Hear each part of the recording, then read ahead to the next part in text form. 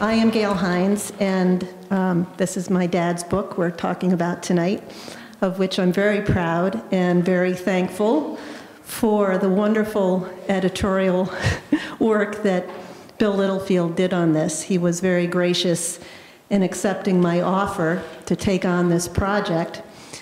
And not only that, to then come up to Manchester to talk to everybody about it. A few people I'd just like to thank first. This is an extraordinary facility. I can't believe what a beautiful job they did with this library. And many thanks to my best buddy of 50 years, Linda McKeever, who with the board got this project going. It was also Linda's idea to do this evening tonight. When the book came out, she said, I don't know how many of your parents' friends may still be in the area, but you really should think about coming up and doing a program on the book. And so that started it. And then I contacted Bill, and he jumped on board. And then I contacted Northshire Bookstore, and they were very happy to participate. So thanks to everybody all the way around. It was 50 years ago this year that Dorset became my home. My parents and I moved up from Stamford, Connecticut when I was 14. And it was just always been home to me ever after that. And it's always great to come back and to see everybody. I wanted to thank Bill for all of his selections, and what he went through to make them is pretty extraordinary. I brought with me tonight a few pieces of memorabilia of my dad's, and among them, let me just show you.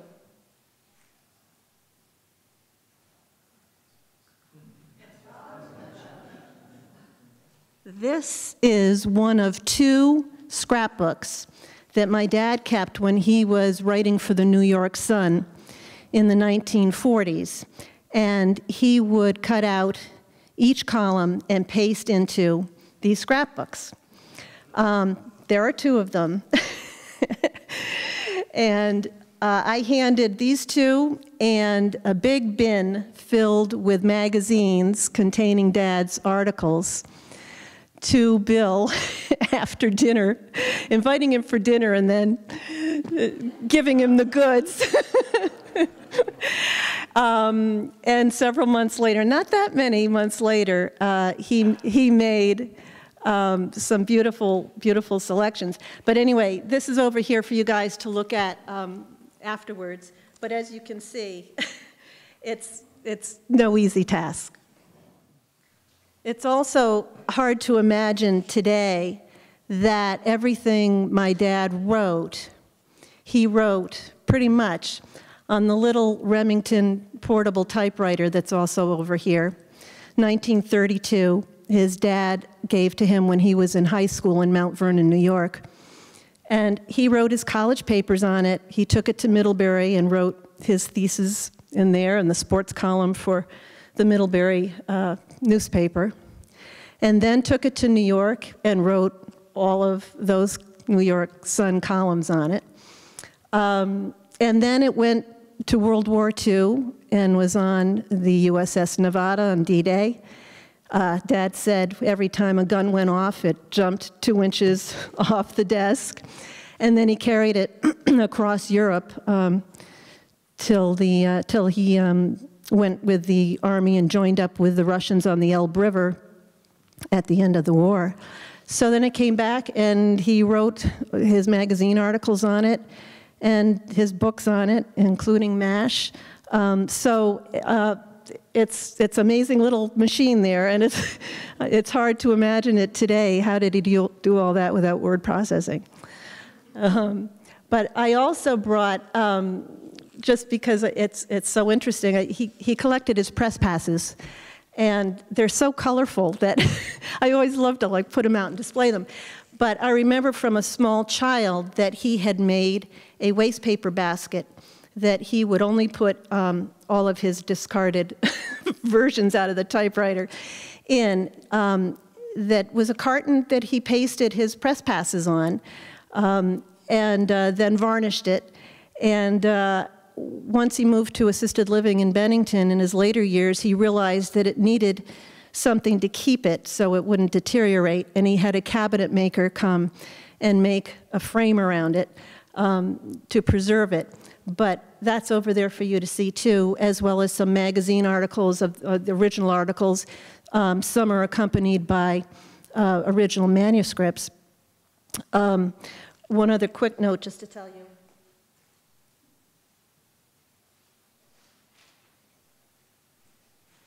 When Dad did his research, he would always buy these little 10-cent spiral-topped notebooks to take his notes with a mechanical pencil, so it never had to be sharpened.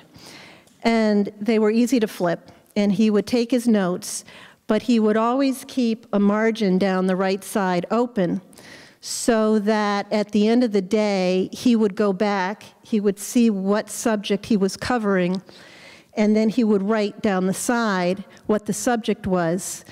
Then he would make a sheet that was an index of all the subjects and what notebook it was in and what page in that notebook that subject was that he covered.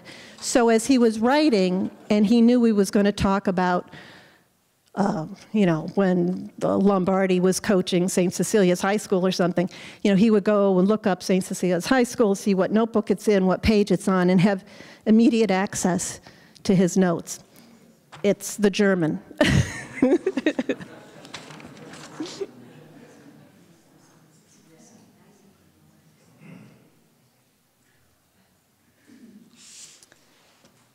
Let's see. Oh, one other quick thing. Over on this wall is a banner. It's one of the banners that would decorate the sides of the New York Sun newspaper delivery trucks in Manhattan. So when they were running around through the streets of New York and delivering their papers, they would have that on the side.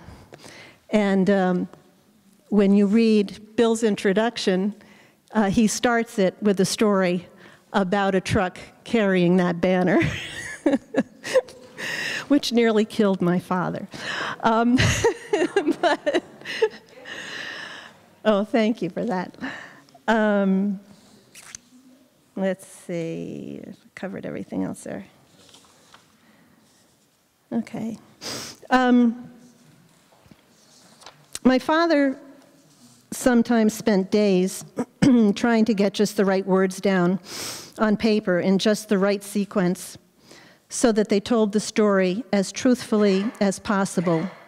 In fact, he compared the process of writing to building a stone wall without mortar, and he described it this way. You place the words one at a time, fit them, take them apart, and refit them until they are balanced and solid. His goal was not to tell the story, but to bring the reader into the story so that they see the scene, hear the sounds, smell the smells, listen to the dialogue, so they feel as though they are part of it. He said, "What I attempt to do is set the scene and put the characters in it and let them talk. When I can do this with sufficient accuracy and sensitivity, the reader experiences the impression that he himself saw it and heard it, for he was there." I invite you all to step inside the covers of the top of his game and experience life in the world of sports as it was in a time now gone by. Thank you all again for coming tonight, and I will turn the program over to the star of the show. Please welcome a wonderful writer, interviewer, radio host, and editor of The Top of His Game, Bill Littlefield. Thank you all. The only thing Gail didn't mention about this typewriter, the story that I know, is that, as she said, Bill hauled it around with him while he was covering the war. And part of what covering the war meant for Bill was occasionally running into Ernest Hemingway, who was also covering the war. And Hemingway had a habit of establishing some sort of headquarters, which was probably a good deal more palatial than wherever most of the other correspondents were spending the night. And so sometimes the other correspondents would gather at whatever headquarters he had established. And one night, Bill found himself in Hemingway's, the home that Hemingway had appropriated. And he was somewhat intimidated, I gather, by that. And so he brought a bottle of liquor as a kind of offering to the master. And Mr. Hemingway was delighted with that. And he said, as a matter of fact, you giving me this bottle, this means you can't sleep on the floor with the rest of the writers. I'm going to give you the bed. And Bill said, no, I couldn't possibly do that. And then, as I heard the story anyway, Mr. Hemingway said, I got a problem with my typewriter. It's not working properly. And Bill said, well, if you need it, you can use mine, this one here. And so at least once in his career as a war correspondent, Ernest Hemingway banged away on this typewriter. And the next morning, he said to Bill, that typewriter has a very good mill. It writes very well. And Bill said, yeah, but it writes a hell of a lot better for you than it does for me. And when I wrote the introduction to the book, I got to say, no, Ernest Hemingway was wrong. It may have written differently, but it didn't write any better. So it was a huge honor for me to be associated with this project, not only because I had the incredible good fortune to meet Bill back probably 16 years ago and to become friends with him. Our friendship was mostly carried out through correspondence. Bill, of course, didn't have a computer, and so our correspondence was mostly postcards and you know, the occasional phone call. And I sent him a lot of books, and he would review each one briefly when it was great fun. It was terrific. He liked mysteries and detective stuff. So we had some fun with that as well. I am going to begin the formal part of my presentation with some of my own words, but I will, I promise, get to Bill very shortly, so don't start looking at your watches. It was my good fortune to get to know Bill a little bit, first by interviewing him from our studio in Boston, and later by visiting him in South Dorset for another longer interview. I visited him also several times in Bennington. My wife, Mary, was with me for one of those visits, and Bill was very interested to hear that her father was a surgeon. And he told us that he had written a book about a surgeon, and I thought that was that, until a couple of weeks later when a copy of that book that he had written, which was long out of print, inscribed to my wife, arrived in the mail. I wanted to begin with that little story just to illustrate what a thoughtful person Bill Heinz was. Because you already know what a wonderful writer he was, but a lot of writers, like a lot of people who do other things, are selfish and nasty and thoroughly unpleasant people. And Bill was not. He was a sweetheart, at least to me and to my wife. He encouraged an enormous number of young writers, and I'm one of them. He commented on my work when I sent it to him, and his comments were gratifying, and they were useful, practical. Once, after I had sent him a draft of a magazine piece that I'd been working on, he wrote, "Number the pages. Editors like that."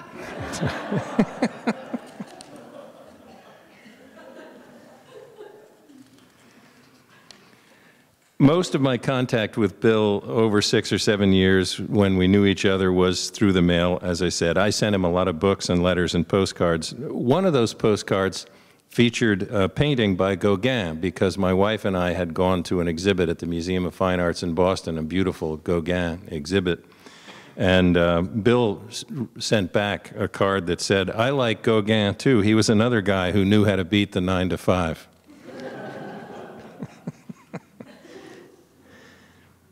During one of the interviews that I conducted with Bill, I asked him to read the wonderful first paragraph from Brownsville Bum, which is perhaps the second most well-known of his newspaper or magazine pieces.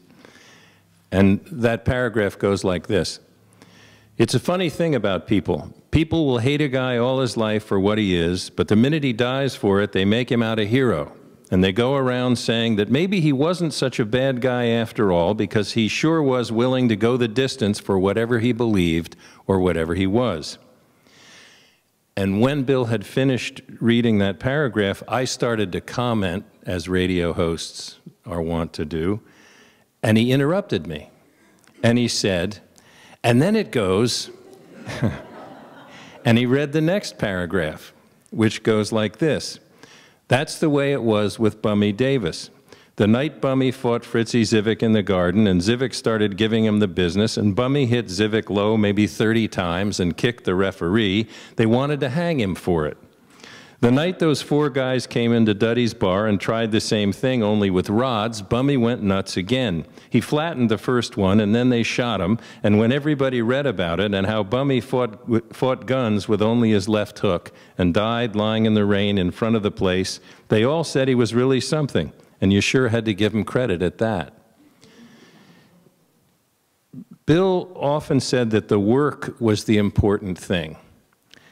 He knew that I had come all the way to Vermont to get a story about him, and he knew that the story that I'd get would not do justice to the work unless he read the second paragraph of Brownsville Bum, as well as the first. He knew that better than I did, but he was far too polite to tell me how to do my job, and when he'd finished reading that second paragraph, he smiled, because he'd told me how to do my job without having to tell me how to do my job. One of the delights of working on the top of his game was reading through those scrapbooks filled with Bill's columns. Jeff McGregor did that years before I did it for a wonderful profile that he was writing of Bill for Sports Illustrated. And Jeff said that the most remarkable thing about reading through all those columns was that there weren't any bad ones.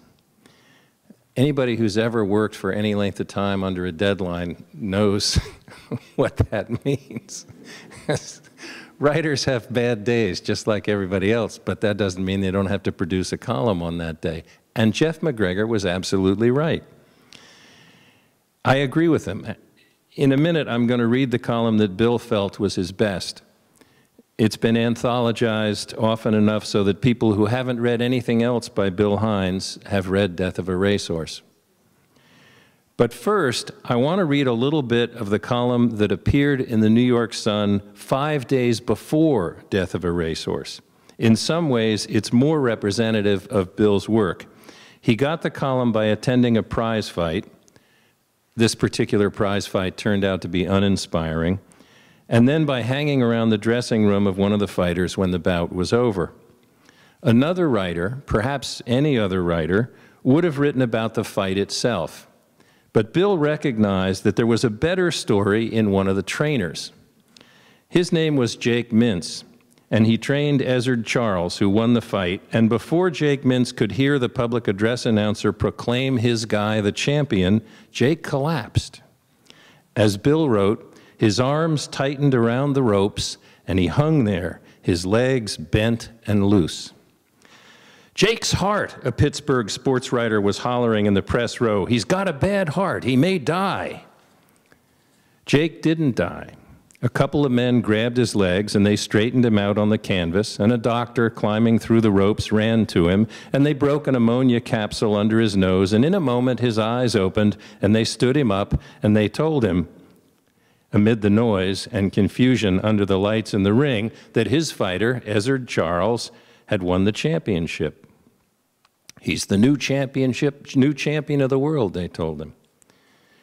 But who's the new champion? Someone in press row was shouting. Charles, somebody said, but Jake stole the show. This is all Bill's work. Then Bill wrote, quote, he did, too. When he collapsed in the ring, he provided more excitement than had been provided at any time during the 15 rounds it had taken to decide a successor to Joe Louis. And then he wrote of Jake Mintz, "This is the guy who took an ordinary fighter and schemed him and talked him into the heavyweight title. In the dressing room, the new champion is asked why he didn't follow up on what appeared to be an advantage that he had established in the 7th round when it looked like he might knock his opponent out. He recuperates too fast," Charles said. "He punches pretty hard with his right hand, and you got to watch out for it. In other words," Jake Mintz said, beaming, "I got a smart champion." Still Bill's work. "Let us put it this way. Let us say Jake has a champion, a heavyweight champion. Let us put it the way that the man in Press Row did. Charles won the fight, but Jake stole the show. In this, there is much justice." Now, perhaps somebody else could have written some of that column. I'm not sure anybody else could have ended the column with "Jake stole the show, and then in this there is much justice."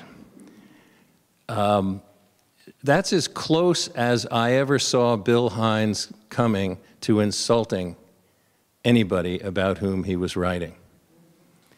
He, in kind of a left-handed way, mentioned that Ezzard Charles wasn't such a terrific heavyweight champion.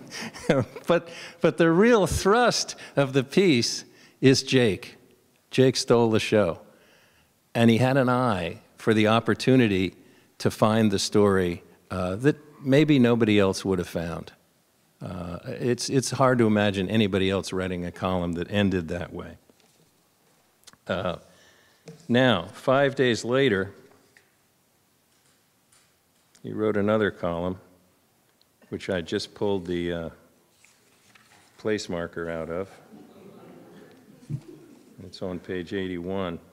And I'm going to apologize in advance for this, just in case.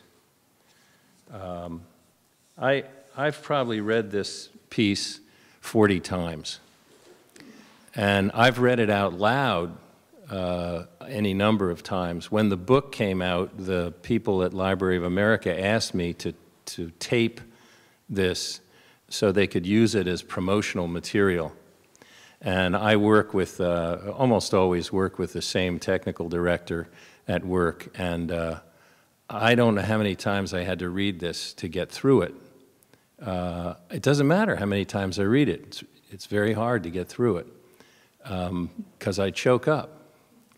And, you know, you keep reading Hamlet, even though you know what happens at the end. It's pretty good stuff. Then, Library of America asked me to do an audio book version of the top of his game. And fortunately, they didn't want me to read the whole book, because otherwise I'd still be there in a cramped studio in South Boston, croaking. But this was part of it. And I had to do it again. I had to read it out loud again. And I got through the whole rest of the book, okay, except for this. And so anyway, here goes. We'll try it again. Death of a Racehorse, Airlift, son of Bold Venture. They were going to the post for the 6th race at Jamaica, 2-year-olds, some making their first starts, to go 5.5 furlongs for a purse of $4,000. They were moving slowly down the back stretch toward the gate, some of them cantering, others walking. And in the press box, they had stopped their working or their kidding to watch, most of them interested in one horse. Airlift, Jim Roach said, full brother of Assault. Assault, who won the Triple Crown, making this one, too, by Bold Venture, himself a Derby winner, out of Igual, herself by the great Equipoise, great names in the breeding line. And now the little guy making his first start, perhaps the start of another great career. They were off well, although Airlift was 5th. They were moving toward the first turn, and now Airlift was 4th. They were going into the turn, and now Airlift was starting to go. 3rd, perhaps, when suddenly he slowed, a horse stopping. And below in the stands, you could hear a sudden cry as the rest left him, still trying to run but limping. His jockey, Dave Gorman, half falling, half sliding off. He broke a leg, somebody holding the binoculars to his eyes, shouted in the press box, "He broke a leg."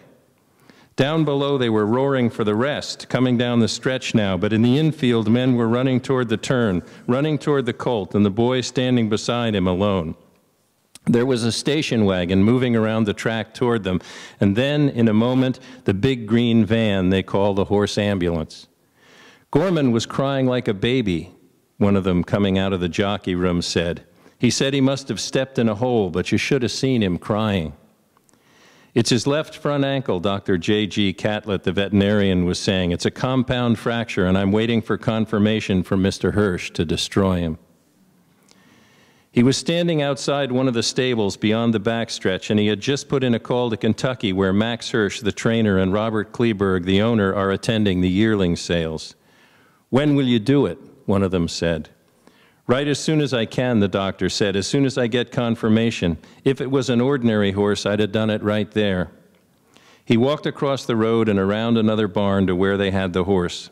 The horse was still in the van, about 20 stable hands in dungarees and sweat-stained shirts, bareheaded or wearing old caps, standing around quietly and watching with Dr. M.A. Gilman, the assistant veterinarian. "We might as well get him out of the van," Catlett said, "before we give him the Novocaine. It'll be a little better out in the air." The boy in the van with the colt led him out then, the colt limping, tossing his head a little, the blood running down and covering his left foreleg. When they saw him standing there outside the van now, the boy holding him, they started talking softly. "Full brother of assault. It don't make no difference now. He's done.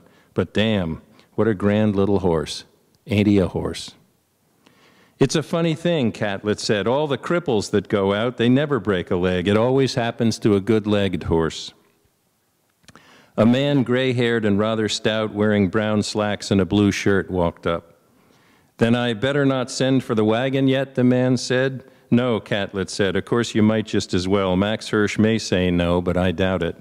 "I don't know," the man said. "There'd be time in the morning," Catlett said, "but in this hot weather," the man said.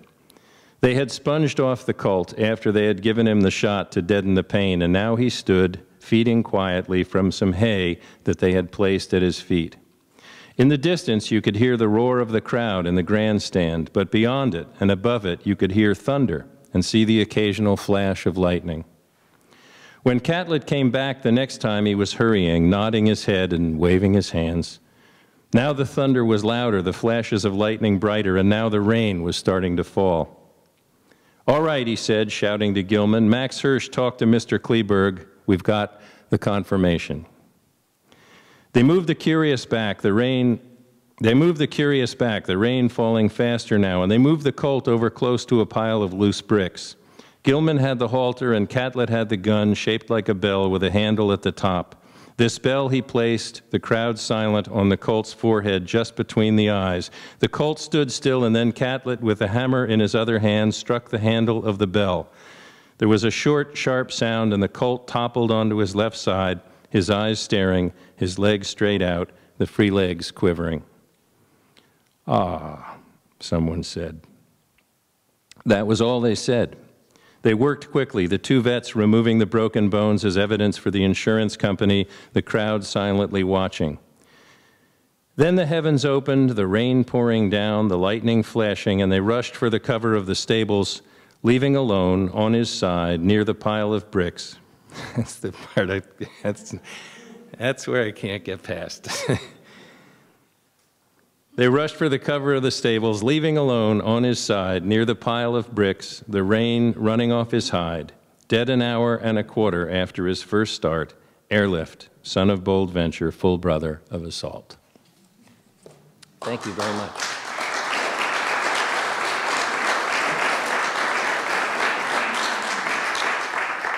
It may be worth mentioning, my wife and I were talking about this column on the way up this afternoon, and we were talking about sort of some of the things that make it extraordinary. Bill Heinz once said he thought it was the only one worth saving, which is ridiculous. But there are a lot of things that are amazing about this to me that are completely representative of Bill's work. One was his eye for detail. I don't know how many other people would have mentioned the bricks, and the setting is amazing.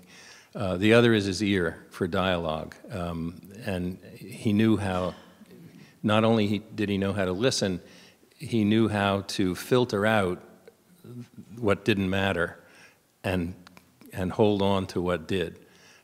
This is evident in a lot of his longer pieces as well, but it's beautifully evident in this, I think. And maybe the most extraordinary single detail about Death of a Racehorse is it was a daily newspaper column. He wrote it on deadline. You know, he didn't have the opportunity to go back and, oh, I can massage this a little bit. No, this was not building a wall of stones without mortar. This was banging out a daily column on deadline with somebody hanging over his back saying, where the hell's your column? So, I mean, incredible. I made a joke in the introduction. It is very thoroughly anthologized. Death of a Racehorse is in lots of anthologies, and lots of teachers use it when they teach writing. And my theory is that they use it when they teach writing in order to demonstrate that pretty much everybody in their class should find another way to make a living, because they're never going to write anything remotely as good as that. So, thank you very much.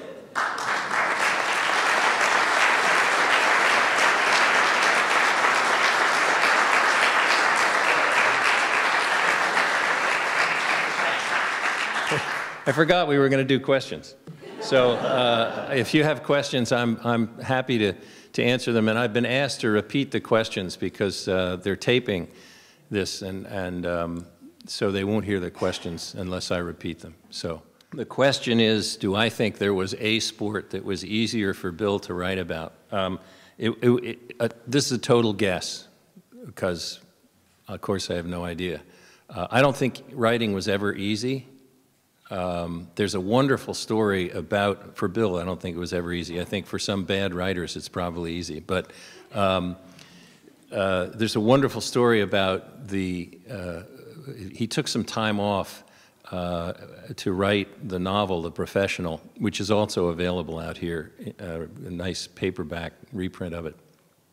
And there's a story that after he had written The Professional, he ran into somebody, an old friend who he hadn't seen for some time, and the friend said to him, "Bill, what's the matter? You look terrible."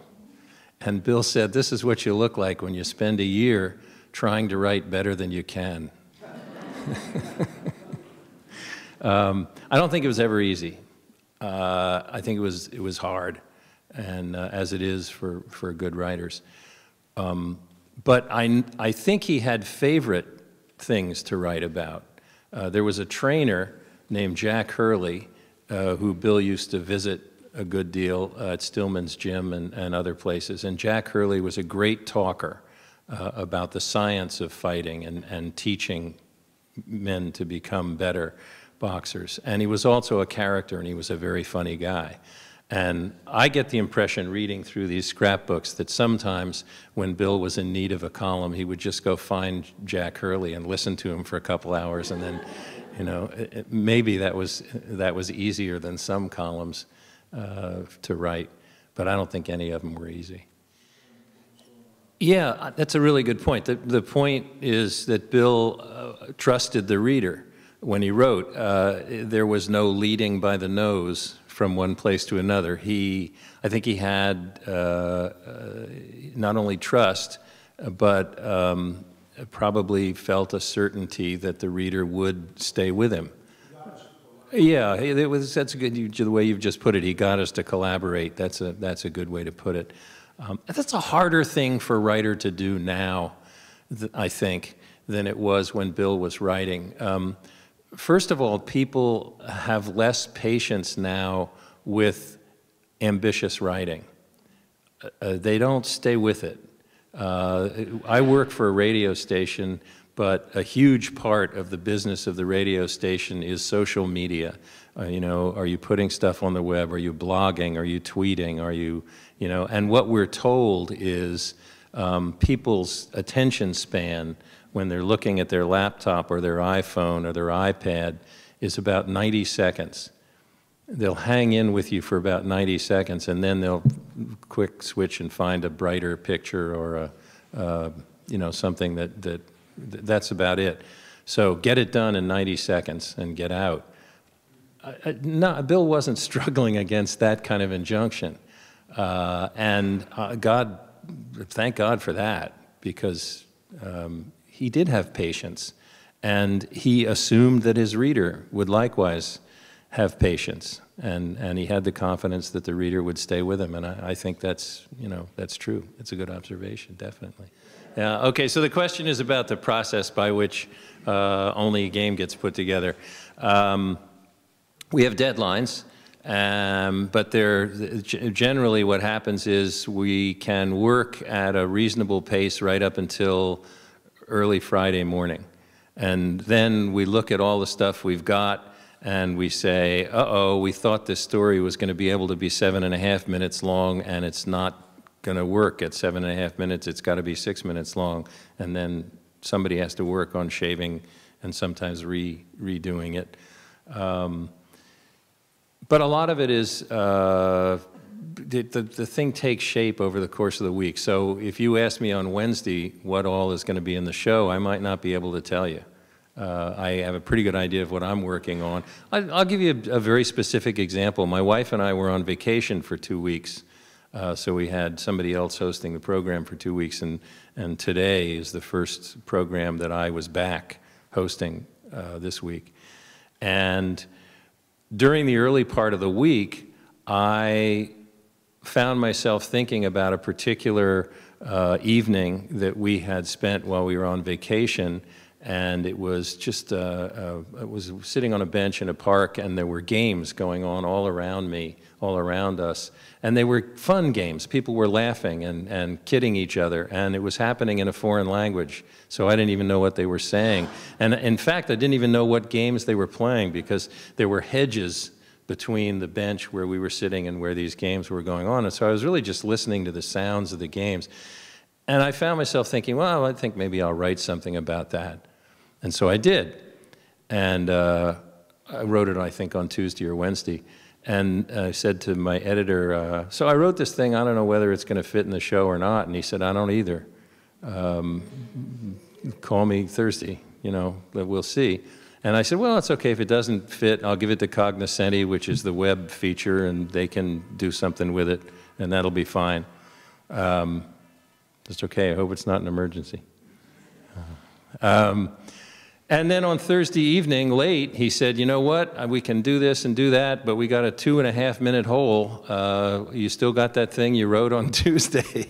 And I said, yeah, and I went back and I worked on it a little bit, and it was in the show this morning. So we don't always know, but you know, that was good. It was nice to be able to read it out loud and not just have it in print somewhere. When do you actually record the program?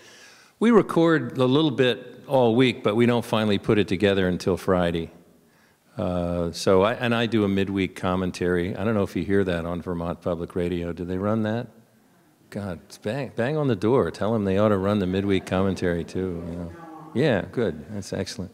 So we're recording, and we're writing and going out in the field and recording all week, but the final assembly isn't until Friday.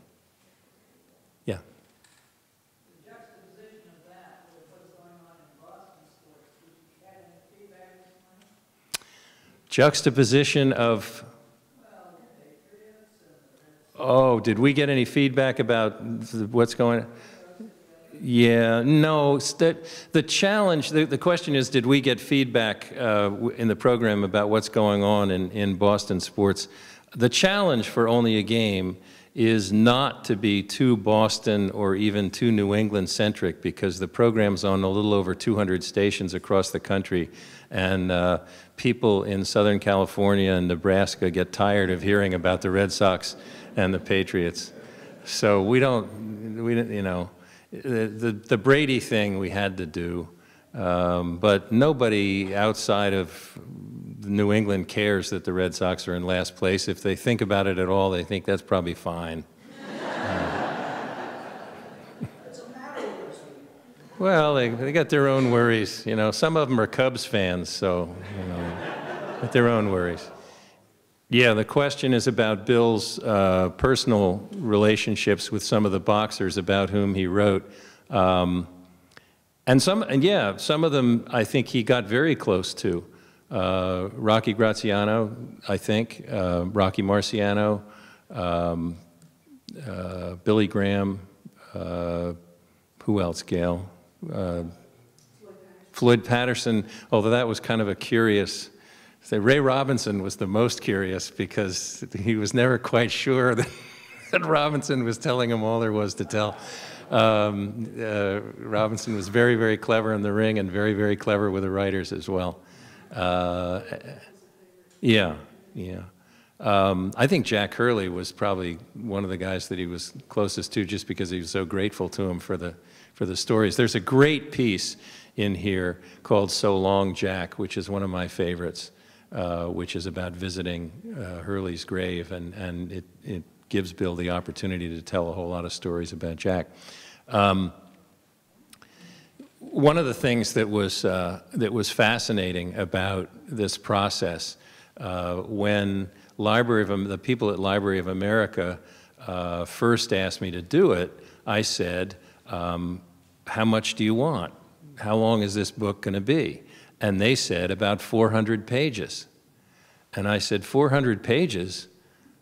Terrific. And I got off the phone and I said to my wife, I can give them 400 pages this afternoon. You know, there's so much great stuff, and I can give them my favorite 400 pages. I can jot it down on a pencil without even going to the bookshelf. This is going to be the easiest money anybody ever paid me, you know. It's going to be great.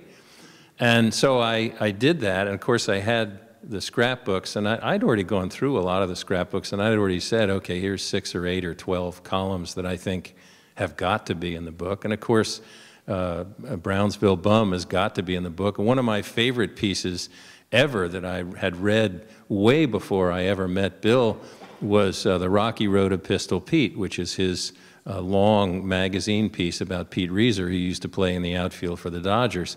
And to paraphrase Bill, who would have had a wonderful career if he hadn't been so fond of running into walls, which he did. Time after time after time, and knocked himself out. There's a great story that Bill uses in the Pete Reiser profile where at one point as the Dodgers came north from spring training, they got off the train and there was a writer there and he was asking each member of the Brooklyn Dodgers one after another, where do you think you're going to end up this season? And of course every member of the Dodgers said, first place, we'll be in the World Series. First place, we're going to be in first place. Until he got to Pete Reiser, and he said, Pete, where do you think you're going to end up this season? And Pete said, Peck Memorial Hospital.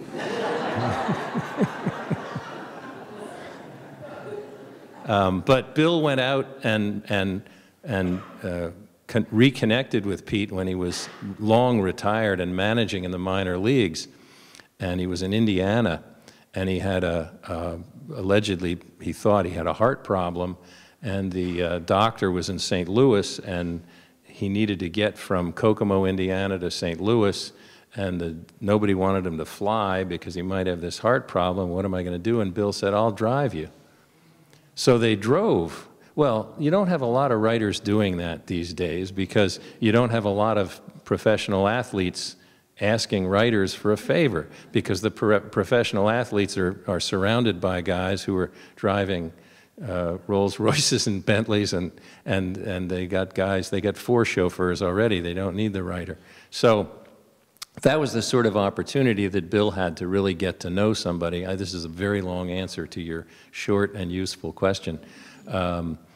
He made it his business to get to know the people about whom he was writing, and he did it brilliantly. Somebody referred to the first piece, Transitions, in this book, and there's an incredible thing that happens in transitions, at least for me, because I've been in dugouts and clubhouses and you know, had interactions with athletes. Bill goes into a clubhouse or a dugout, he talks about this in Transitions, and he meets guys and athletes, and of course a lot of them served in the Second World War and came home the same time he did. And he finds out that when he was in a, in a cabin in a forest in Germany across the river from a place where the Allied soldiers were pinned down by German machine gun fire, the guy that he's sitting next to in the dugout talking to was one of the guys pinned down by the German machine gun fire in the forest in Germany. And so they have something in common besides the fact that they're going to talk about baseball together. And this was something that was, that he was aware of and was able to take advantage of in terms of his connection with some of these guys. Not only the fighters, but the ball players as well. There's a lot more insulation these days between the athletes and the writers than there was in Bill's day. It can't. I mean, his memory was amazing, I believe. But I also believe, and actually several reviewers have mentioned this, reviewers being a cruel species, by and large. There's a great story about one of the particular columns that Bill wrote about a day that he'd visited Jack Hurley in the gym. As the story goes, and some of you already have read the introduction of the book, so I apologize for repeating what I wrote there. As the story goes, Bill was on his way to the gym. He ran into an old friend. The old friend said, I got nothing special to do today. Can I tag along? And Bill said, sure, no problem. So they went to the gym together, and they sat down, and they listened to Jack Hurley tell stories for however long it was. And the next morning, Bill ran into this guy again, and the guy said to him, Bill, this is astonishing. He said, we sat there listening to that trainer talk, and you didn't take a single note, and yet in your column this morning, you have everything that he said down word for word. I can't believe it. You must have the greatest memory in the world. And Bill said afterwards, no, I didn't remember everything that Hurley had said. The column's 850 words long. I couldn't possibly have put in every word that Hurley said. What I was able to do was remember enough of it to create a piece that hung together and worked and gave people the impression of who Jack Hurley is, gave them a sense of his voice and his gestures and his attitude and the way he taught and the way he talked. Now, some people would say, if you put quotation marks around something, it better be a direct quote, and it better not have maybe been moved a little bit, and maybe something between the two quotes has been taken out because it was boring or not relevant, or he was shouting at somebody to, move the spittoon or something. But I have no problem with that. He didn't make anything up. He crafted what he was presented with, and he crafted it brilliantly, and he had a great ear, and he had a great sense of what mattered, and he brought people into the world that he experienced, and he did it brilliantly. He did it in long magazine pieces, he did it in short columns, and then he did it in books. So I had a great discussion with Dan Okrent, who edited the Library of America book about Red Smith, a collection of Red Smith stuff. And of course, Dan, when I was interviewing him for the radio program, Dan had to say, I think Red Smith was the greatest sports columnist of all time, and because he'd edited the book. And I said, well, maybe he was second best, but he wasn't the best. Ironically, Red Smith and Bill Heinz were good friends. They were pals. But my argument is, first of all, that Bill was a better writer by any measure. And secondly, he had versatility that Red Smith couldn't have dreamed of.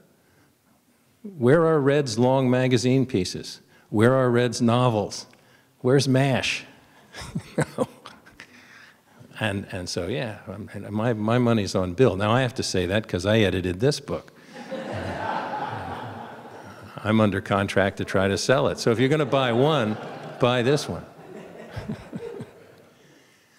Similarities. The question is there anybody that I'm aware of that's writing sports today that where I see similarities to what Bill was doing? Similarities might not be the right word.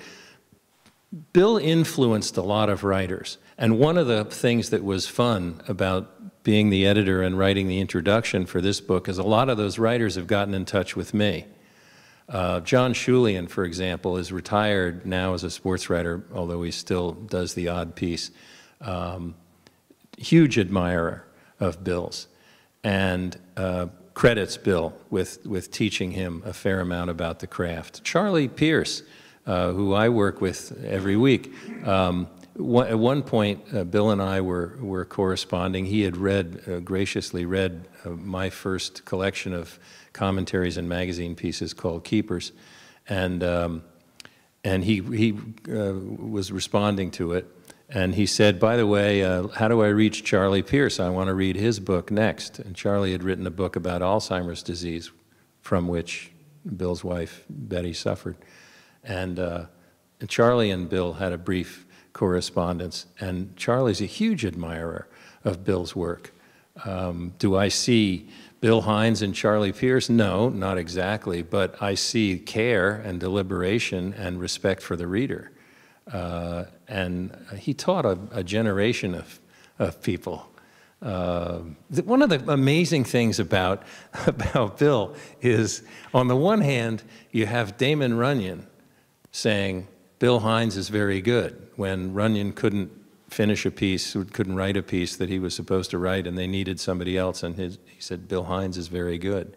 He couldn't say it. He wrote it on a cocktail napkin and underlined, very good. Couple times, 3 times, 3 times. So you go backwards, you know, and then forwards. You got writers of this generation who were reading him and saying, "Holy cow, how'd he do that?" and learning from him still. There aren't a whole lot of sports writers that you put in that category, I think. Right. Is the point they're making of the Pete Reaser.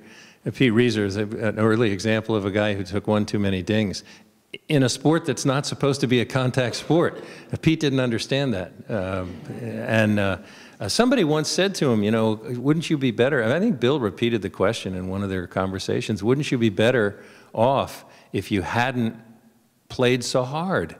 You know, if you'd let the occasional fly ball hit the wall and fielded it and thrown it back instead of trying to run through the wall to catch it. And Pete said, no, this is the only way I could play. It's the only way I could do it. But you're absolutely right. I mean, he was an early victim of what now would be diagnosed as the consequences of multiple concussions. Every one was harder to recover from as he went on with his career, which was unhappily cut short. So, well, thank you all. This has been fun.